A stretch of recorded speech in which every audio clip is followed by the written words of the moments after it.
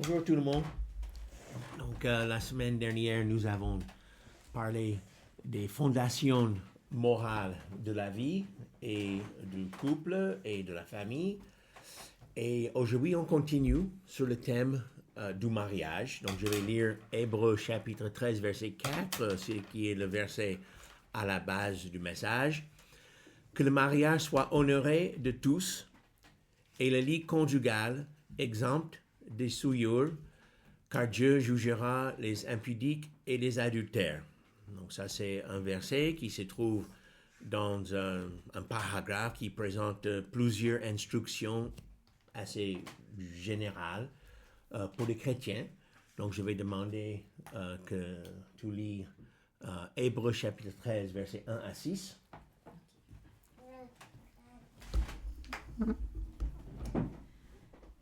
Persévérez dans l'amour fraternel. N'oubliez pas l'hospitalité, car en l'exerçant, quelqu'un ont logé des anges sans le savoir. Souvenez-vous des prisonniers comme si vous étiez aussi prisonniers, de ceux qui sont maltraités comme étant aussi vous-même dans un corps, que le mariage soit honoré de tout et le lit conjugal exempt de souillure, car Dieu jugera les débauchés et les adultères. Ne vous livrez pas à l'amour de l'argent, contentez-vous de ce que vous avez, car Dieu lui-même a dit « Je ne te délaisserai point et je ne t'abandonnerai point. » C'est donc avec assurance que nous pouvons dire « Le Seigneur est mon aide, je ne craindrai rien. Que peut me faire un homme? » Merci.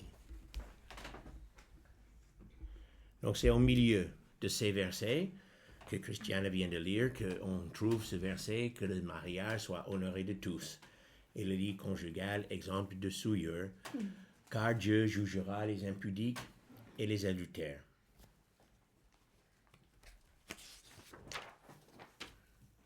Donc on va commencer avec le premier point, c'est pour dire que le mariage est bon. Il dit dans ce verset que le mariage soit honoré de tous. Que le mariage soit honoré de tous.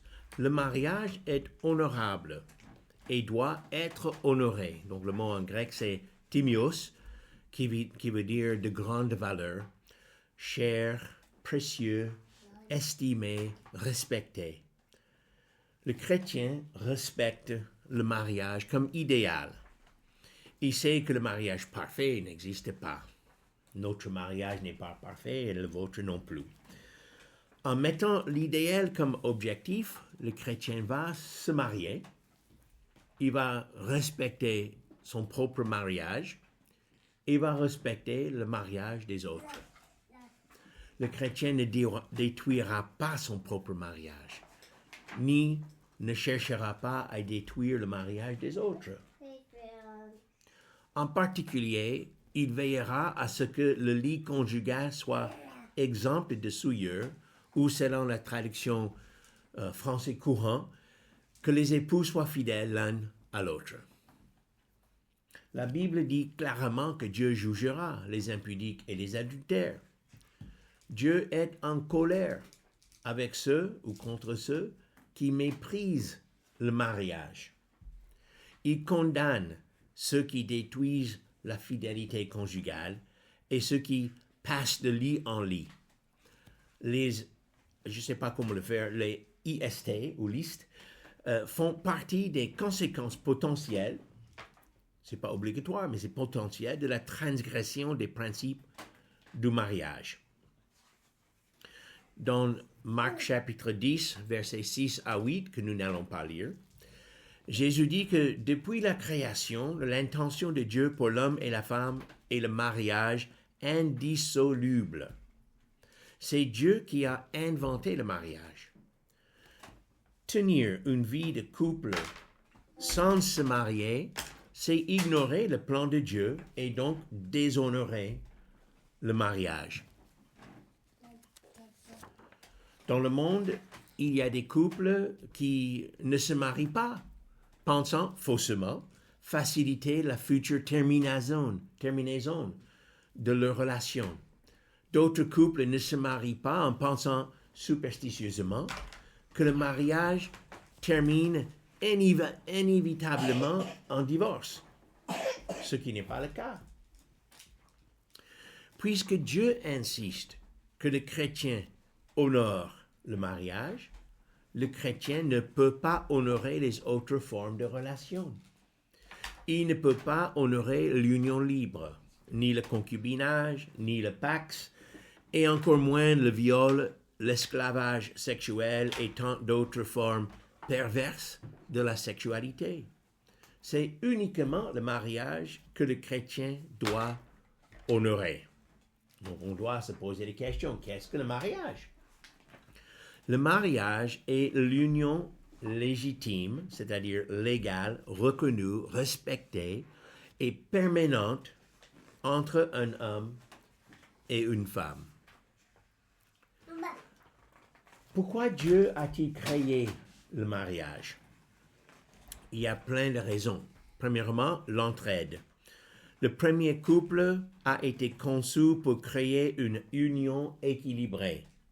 C'est pour cela qu'au début de la Bible, nous lisons « Dieu créa l'homme à son image, il créa à l'image de Dieu, et notez bien, il créa l'homme et la femme. »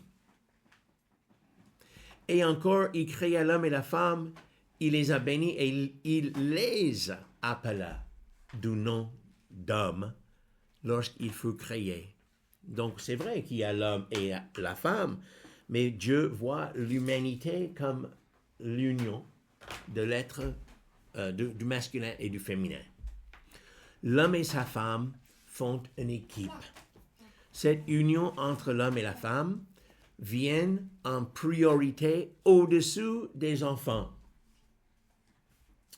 Après, il y a confiance. L'homme et la femme ont confiance l'un dans l'autre, comme les êtres humains doivent avoir confiance dans le Père Céleste. C'est uniquement dans ce contexte qu'un homme et une femme peuvent avoir confiance dans l'un et l'autre. Troisième chose, c'est la reproduction. Les enfants sont le résultat naturel de l'union sexuelle. Depuis le commencement, Dieu a fait l'ordre de se reproduire, de propager la vie humaine. Après, c'est la santé. Telles que conçues par Dieu, les relations sexuelles dans le mariage sont saines et ne risquent pas de communiquer des maladies. Aussi, l'humanité, c'est-à-dire non animale. Le couple humain, créé à l'image de Dieu, est bien plus élevé qu'une relation purement animale. L'homme n'est pas animal, il est homme, créé à l'image de Dieu. De ce fait, il doit maîtriser ses désirs dès sa jeunesse. Les véritables besoins de l'être humain devraient être exaucés entre époux. Et puis, la protection sociale. Le mariage rend l'homme responsable. Il doit maintenir une atmosphère de bien-être et de paix dans le foyer, pourvoir pour sa femme et ses enfants, et protéger sa femme contre les agressions venant de l'extérieur de leur couple. Les conséquences néfastes du manque de respect pour le mariage, les pratiques telles que l'adultère, le concubinage, le pax, les unions libres, l'esclavage sexuel, etc., sont aussi nombreux. L'infidélité ou trahison du partenaire, ça détruit la vie du partenaire aussi bien que la vie des parents, des enfants et des petits-enfants. Ça perpétue le mal. Parfois, le pardon est possible. C'est que dans le contexte de l'infidélité que Jésus a permis le divorce. Mais ça gâche, l'infidélité gâche et détruit la famille. Aussi, il y a les risques de maladie pour soi-même et pour son époux et aussi pour les enfants. Je ne sais pas si vous savez, mais Beethoven était aveugle à cause d'un IST. Maladie sexuellement transmise. Oui, maladie sexuellement transmise. Comment tu le dis? MST. MST. Ah oui. OK. L'offenseur aussi risque de vivre le restant de sa vie dans le remords et la culpabilité. Et puis, le manque de respect pour le mariage fait un genre d'abrutissement de l'humanité. L'immoralité crée toutes sortes d'abus, de crimes sexuels, de prostitution, d'esclavage, etc. La pornographie est souvent produite dans le contexte des crimes sexuels. Le chrétien ne doit pas observer la pornographie. Et puis, ça donne les enfants qui ne sont pas voulus. Sans inclure les 250 000 avortements annuels en France, les médias, pour ce que ça vaut, les médias nous racontent qu'en France, 60% des enfants sont nés hors mariage, soit 450 000 enfants par année. Beaucoup de ces enfants subissent au mieux les misères morales. Ils ne sont pas heureux, ils sont maltraités psychiquement. Et souvent, ils subissent les abus physiques. Il ne faut pas dire que ces enfants soient les enfants du péché, car ils ne sont pour rien dans tout cela. Cependant, ces enfants sont, malgré tout, les héritiers du passé, comme tous les enfants. Mais faites attention de ne pas culpabiliser les enfants. Ils souffrent suffisamment les conséquences du péché et des problèmes de leurs parents. Pourquoi se marier? Les gens se marient principalement pour la stabilité, le confort, la sécurité, la sexualité et aussi, bien sûr, pour fonder une famille. À l'encontre des diverses formes de non-mariage, le mariage est le fondement de la société. Le mariage relie 5 relations importantes, au moins.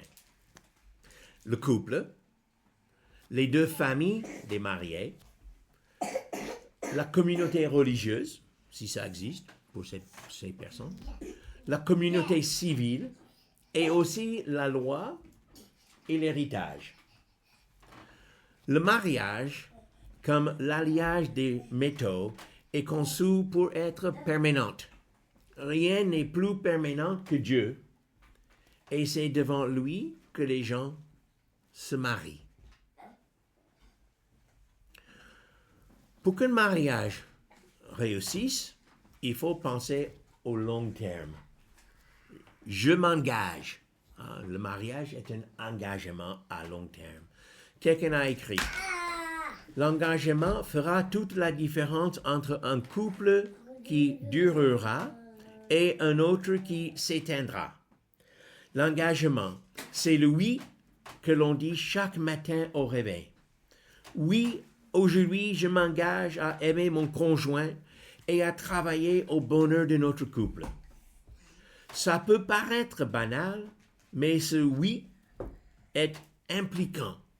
Il demande qu'on oublie nos petites et grosses rancunes, nos petites et grandes frustrations.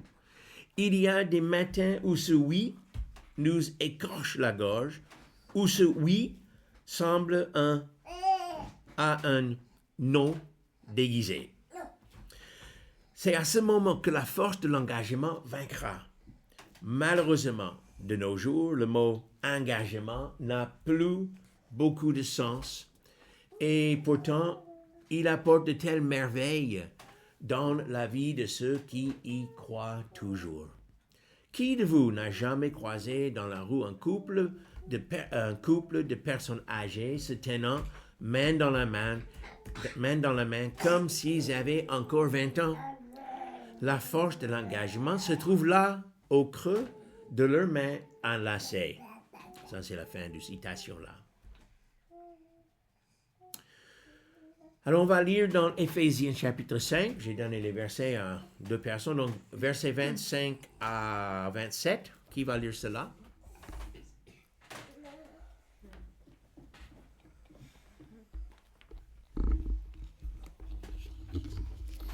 Marie, aimez vos propres femmes comme aussi le Christ aime l'assemblée et s'est livré lui-même pour elle, afin qu'il la sanctifiât en la purifiant par le lavage d'eau par la parole, afin que lui se présentât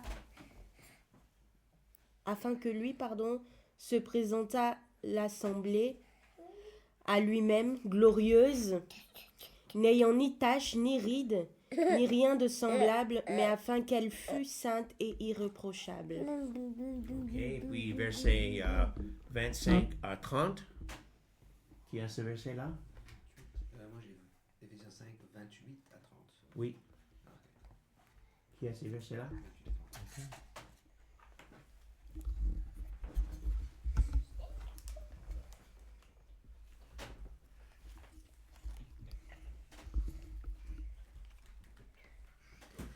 C'est ainsi que le mari doit aimer sa femme comme son propre corps. Celui qui aime sa femme s'aime lui-même, car jamais personne n'a haï sa propre chair, mais il la nourrit et en prend soin comme Christ le fait pour l'Église, parce que nous sommes membres de son corps. Et versets 31 à 33. C'est pourquoi l'homme quittera son père et sa mère, s'attachera à sa femme, et les deux deviendront une seule chair. Ce mystère est grand. Je dis cela par rapport à Christ et à l'Église. Du reste, que chacun de vous aime sa femme comme lui-même, et que la femme respecte son mari. Merci. Donc, je vais surligner deux phrases. Marie, aimez vos femmes. Et aussi, les maris doivent aimer leurs femmes comme leur propre corps.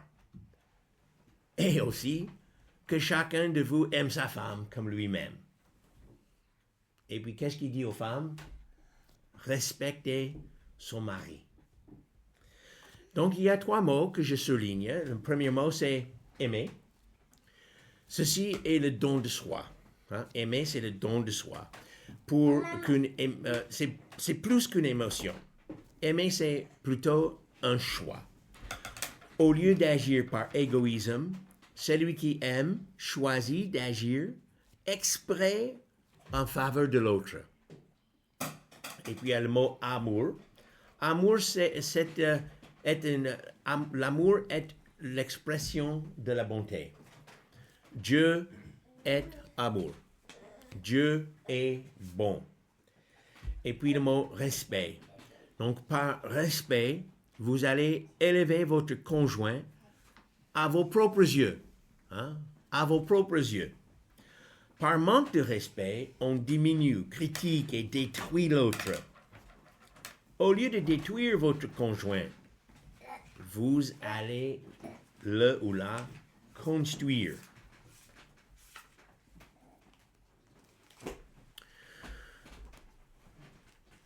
Donc, au-delà de ces commandements, que l'homme doit aimer sa femme et que la femme doit respecter son mari, au-delà de cela, les deux époux doivent être amis qui s'aiment et amis qui se respectent. Comme principe de base, dans votre foyer, un couple chrétien devrait adopter la loi royale qui se trouve dans Jacques 2:8 et Éphésiens 5:33. Faites aux autres comme vous aimerez qu'ils fassent envers vous. Fixez dans votre esprit ce principe, que votre couple n'est pas un champ de bataille. Jésus nous avertit qu'une maison divisée contre elle-même ne peut subsister. C'est dans Matthieu chapitre 12, verset 25. Ne vous dénigrez jamais l'un l'autre.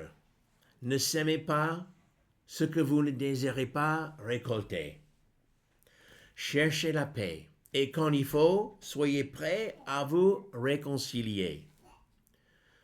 Ceci revient à l'interdiction de Jésus dans Matthieu chapitre 5 verset 22 contre les mots de vidification tels que raka, qui veut dire vide, idiot, stupide, vide, idiot et sans valeur, et l'autre mot insensé qui veut dire stupide, imbécile, idiot et fou. Ok?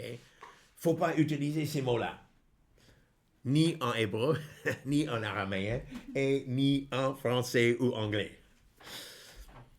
Faut pas dénigrer l'un et l'autre. Alors le mariage est la première institution dans la Bible. Le mariage est l'exemple suprême de l'amour de Dieu envers l'humanité. Le mari doit aimer sa femme de la même façon que Jésus-Christ aime l'Église. Jésus s'est livré à la croix pour nous par amour et en cherchant notre bien. Cela lui a coûté sa propre vie. Il n'y a pas d'amour plus grand. La Bible nous dit que Jésus est victime et est lui-même victime expiatoire pour nos péchés, non seulement pour les nôtres, mais aussi pour ceux du monde entier. En Jean 2, 2 et dans Jean 3, 16, bien connu, car Dieu a tant aimé le monde qu'il a donné son Fils unique afin que quiconque croit en lui ne périsse pas, mais qu'il ait la vie éternelle. Oui, Dieu nous aime. Aussi désire-t-il que nous lui rendions cet amour par notre confiance et par nos actions. Dans le verset qu'on a lu tout à l'heure, on voit que le Christ est toujours en train de construire son Église et de la rendre encore plus pure. Jésus ne cherche jamais à détruire son Église. De même, vous devez vous aimer dans le couple réciproquement et ne vous agressez jamais l'un contre l'autre. Enfin, quand les conflits font surface, et ils le feront, assez régulièrement, n'est-ce pas? Rappelez-vous de l'amour de Dieu, comment il pardonne et il cache toutes nos fautes, toutes vos fautes. Ainsi, dans votre couple, soyez bons l'un envers l'autre, compatissants, vous pardonnant réciproquement, comme le Christ nous donne l'exemple. Est-ce facile? Non, mais c'est nécessaire. Maintenant, nous allons lire 1 Corinthiens chapitre 7, donc deux passages, chapitre 7, verset 3 à 5. Qui a ce verset? OK.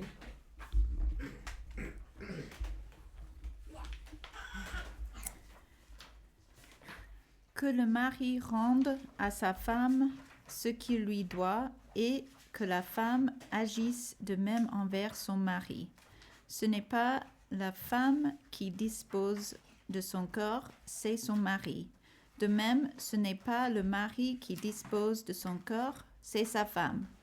Ne vous privez point l'un de l'autre si ce n'est d'un commun accord pour un temps, afin de vaquer à la prière, puis retournez ensemble, de peur que Satan ne vous tente en raison de votre manque de maîtrise. OK, et puis qui a verset 33 à 35?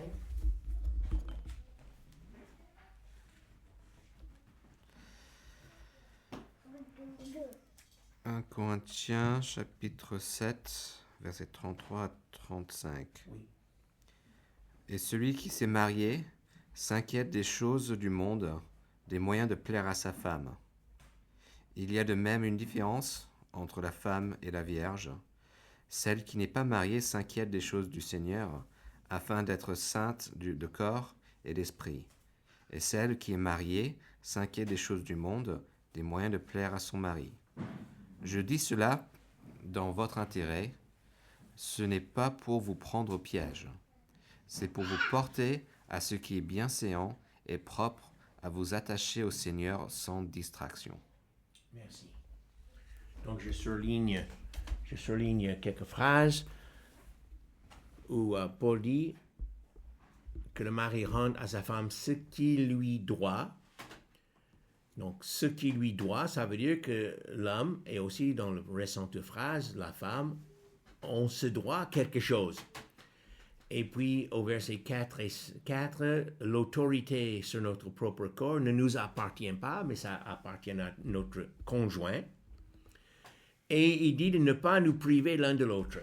Donc ça, c'est l'optique biblique sur la sexualité.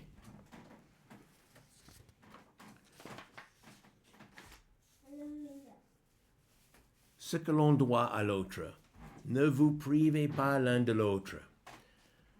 Au commencement, Dieu a créé mâle et femelle, homme et femme, les êtres sexuels.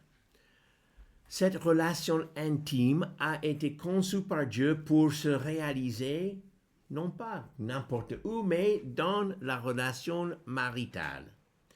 Quand Dieu a présenté Ève à Adam, dans Genèse 2, 23, Adam a exprimé son grand plaisir avec le mot « enfin » ou « ouh là là ».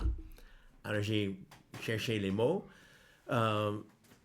C'est un peu comme « voici mon équivalent ou ma contrepartie ». Donc je arrive à cette expression par la pensée suivante. Le mot « pa'am » signifie « frappe ».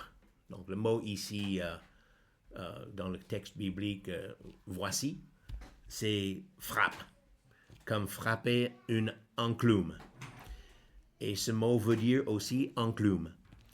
Donc à partir de cela, on peut inférer l'idée de la correspondance entre un moule pour faire les pièces de monnaie et la pièce de monnaie qui est frappée à partir de ce moule.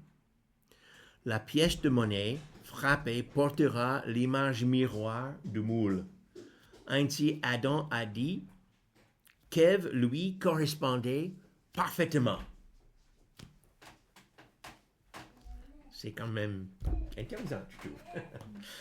Donc voilà, la sexualité fait partie de tout ce qui est bon dans la création de Dieu et qui doit rester bon. Ainsi, la sexualité fait partie intégrale de l'être humain et du mariage. Nous sommes sexués afin de pouvoir s'attirer, se plaire et se reproduire. Donc j'ai un petit paragraphe sur la sexualité et la sensualité. La sexualité et la sensualité sont bonnes à leur place. La sensualité fait référence au plaisir qui accompagne la sexualité. Est-ce que j'ai prononcé ça bien? Ce sont les désirs, donc la sensualité, ce sont les désirs, goûts, habitudes et même techniques propres au sens que l'on nourrit et développe au sein du couple. La sensualité a sa place dans le couple. Le couple les époux doivent satisfaire les besoins l'un de l'autre. On a déjà lu ça dans 1 Corinthiens chapitre 7. Attention, la sensualité non maîtrisée peut pousser les hommes, surtout les hommes, à toutes sortes de pratiques malsaines. Les journaux racontent souvent les méfaits des déviants sexuels. Les animaux agissent sans conscience. L'homme est doté de conscience et se trouve obligé à évaluer constamment ses actions. C'est en étouffant la conscience que l'individu se corrompt. La condamnation de telles personnes, bien sûr, est juste. En revanche, Dieu pardonne et purifie celui qui se repent de ses péchés. Puis il communique la maîtrise de soi à celui qui la demande. Aussi un petit paragraphe sur la sexualité et la religion. Chacun est né sexué pour la reproduction. La religion véritable est favorable à la sexualité puisque Dieu en est l'auteur. Pratiquer la sexualité est le premier ordre donné par Dieu à l'humanité. Il a dit « Soyez féconds, multipliez ». Dieu a prévu un usage légitime de la sexualité. Voilà, le mariage. L'un des 10 commandements dit « Tu ne commettras point d'adultère, tu ne commettras pas d'immoralité ». Les règles de conduite sexuelle, les mœurs, se trouvent dans Lévitique chapitre 18. À la base, les mœurs sont reliées à la nature de Dieu, c'est-à-dire à sa sainteté. De nombreuses personnes rejettent toute religion afin de se permettre des usages illégitimes de la sexualité. En même temps, elles rejettent la base de toute mœurs, c'est-à-dire Dieu et sa sainteté. Ce n'est pas la sexualité légitime, mais les fautes sexuelles qui nous rendent odieux à Dieu. Au lieu de se permettre les dérives sexuelles, Paul dit que celui qui brûle, celui qui a les désirs sexuels, devrait se marier et que ceux qui sont mariés ne devraient pas se priver l'un de l'autre. Le couple marié doit jouir de leur relation sexuelle et cela sans abuser l'un de l'autre. Donc vous allez vous rappeler, la dernière fois, j'ai dit qu'il y a le mot « no » et il faut respecter le « no » de l'autre. Soyez toujours amoureux l'un de l'autre. Vous vous êtes courtisés l'un l'autre afin de vous attirer. Vous avez cherché à vous plaire mutuellement avant votre mariage. Désormais, continuez à vous courtiser, à chercher à vous plaire mutuellement pour faire vivre votre amour. Maintenez votre relation romantique tout au long de votre vie. Vous devez être désormais les meilleurs amis, amants et époux. Alors, avec tout ça comme arrière-plan, c'est important, voilà, le choix de votre conjoint, de votre partenaire, et on va dire le plus important choix, décision de votre vie. Dans le récit dans Genèse 28, nous voyons que le conseil des parents est fortement souhaitable. Et là, on lit que Ésaü a observé que le fait qu'il s'est marié avec 2 païennes n'avait pas plu à ses parents. C'est-à-dire, il n'a pas demandé à ses parents avant de se marier avec les 2 païennes. Donc maintenant, il va se marier avec une 3e personne sans demander l'avis de ses parents non plus. Dans 2 Corinthiens chapitre 6, versets 14 à 18, on apprend que les chrétiens doivent se marier entre croyants en Jésus-Christ. Aussi, nous pouvons résumer l'enseignement nouveau testamentaire dans ces 3 pensées. Au couple marié, restez fidèles. Au couple non marié, donc si la personne a les désirs sexuels, au couple non marié, donc, mariez-vous.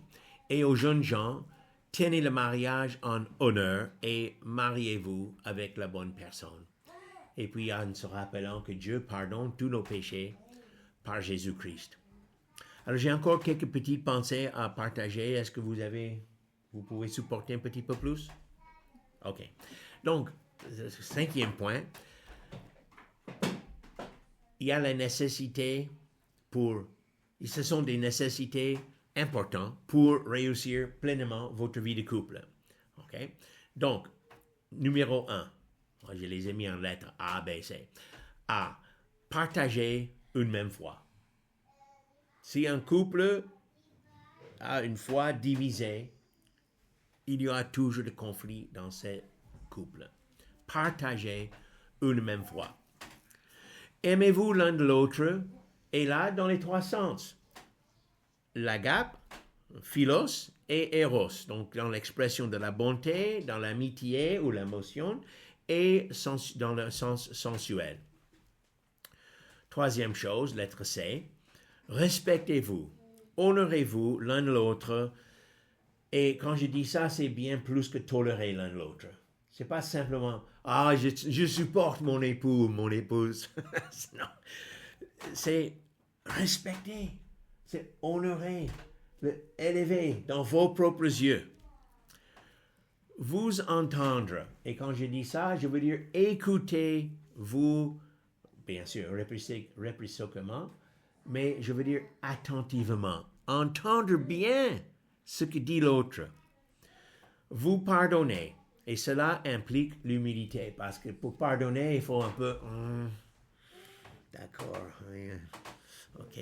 Donc on est déjà fâché parce que la personne a fait quelque chose qui vous a offensé, et demande pardon, vous pardonnez, et donc il faut que vous diminuez votre soi-même un peu pour pouvoir pardonner. Reconnaître vos torts. Donc, confesser, se repentir, et encore cela demande de l'humilité. Communiquer ensemble. Alors, bien sûr, vous pouvez parler des généralités de la vie, mais aussi il faut parler de vos besoins personnels et les choses qui vous causent des difficultés dans le couple. Utilisez de la douceur en parole et dans vos gestes de tendresse. Il n'y a pas de place pour violence dans le couple.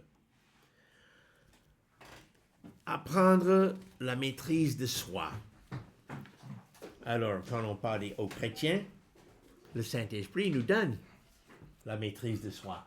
Donc, si on va pouvoir fonctionner bien en couple, il faut demander au Seigneur de nous aider avec la maîtrise de soi. Et enfin, donc le 6e point, il y a des interdictions nécessaires pour réussir le couple aussi. Des interdictions. Premièrement, il faut s'interdire toute expression de la méchanceté. Il faut interdire l'égoïsme. Il faut interdire la colère. Il faut interdire, donc s'interdire, les critiques. Bien sûr, personne n'est parfait. Soyez donc un peu aveugle et tolérant sur les imperfections de votre conjoint. Cela est beaucoup plus difficile que de voir et de signaler les fautes. Ah, tu as fait ça, ça c'est facile. Ah, tu as fait ça, ah, tu n'as pas fait ça. C'est facile de voir les fautes. Hein? Mais être tolérant et un peu aveugle, de vous maîtriser, d'avoir un peu l'humilité, ça c'est difficile, je reconnais. Alors Jacques, chapitre 5, verset 20, et 1 Pierre, chapitre 4, verset 8, parlent de ce sujet-là.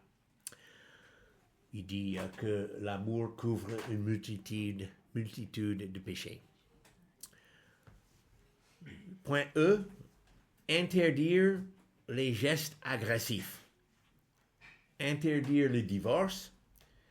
Et il faut interdire ou s'interdire les paroles dénigrantes et violentes. Ce sont des choses qu'il faut interdire au sein de votre couple si vous voulez rester couple longtemps. Alors j'ai Éphésiens chapitre 4, versets 1, 2 et 3, que je pense devrait être appliqué à nos couples. Donc je vais lire et c'est à vous d'appliquer ces choses à vos couples et à nos couples. Je vous exhorte donc, moi, le prisonnier dans le Seigneur, donc c'est pas cette partie-là, je vous exhorte à marcher d'une manière digne de la vocation qui vous a été adressée en toute humilité et douceur, avec patience, vous supportant les uns les autres avec amour, vous efforçant de conserver l'unité de l'esprit par le lien de la paix. Alors là, ce verset-là, ça s'applique à l'Église. Mais l'Église représente cette relation du mariage quand on parle de Jésus et son épouse, n'est-ce pas? Donc, quand on pense à un couple, quand on parle de l'humilité et la douceur, la patience, supportant l'un de l'autre et avec amour, vous efforçant, monsieur et madame, à conserver l'unité. Donc, les deux sont devenus un. Hein? Dieu a fait homme et femme et ils sont devenus un, unis. Vous efforçant de conserver l'unité, il dit de l'esprit, par le lien de la paix. Donc voilà, ça c'est plein de pensées pour vous. Donc que le Seigneur vous bénisse.